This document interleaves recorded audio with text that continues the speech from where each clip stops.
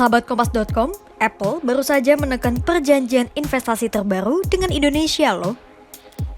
Perjanjian itu ditekan usai CEO Apple, Tim Cook, bertemu dengan Presiden Joko Widodo pada Rabu 17 April 2024 di Istana Merdeka.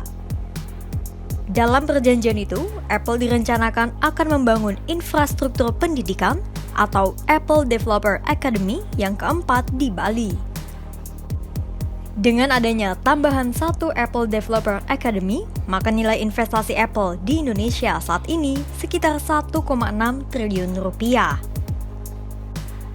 Tapi, apakah nilai investasi sebesar 1,6 triliun rupiah dari Apple itu termasuk besar?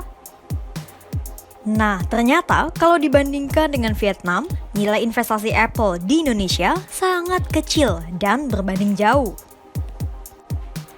Pasalnya, Apple baru saja menambah nilai investasi kepada Vietnam usai Tim Cook berkunjung ke Vietnam pada pertengahan April 2024 lalu.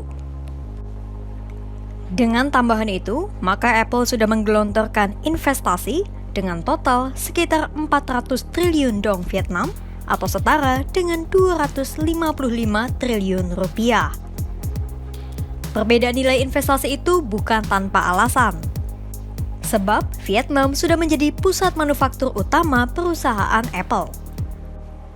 Pada tahun 2022 saja, Vietnam sudah memiliki 25 pemasok seperti Foxconn, Goertek, Luxshare, Intel, dan lain-lain. Indonesia juga sebenarnya berkeinginan agar Apple membangun pabrik dan Apple Store di tanah air. Namun, Menkominfo Budi Aris Setiadi menyatakan bahwa permintaan itu masih dipertimbangkan oleh Apple, meskipun respons dari Apple baik. Pasalnya, produk-produk Apple cukup laku keras di tanah air, sehingga pasar Indonesia bisa dibilang cukup penting bagi bisnis Apple.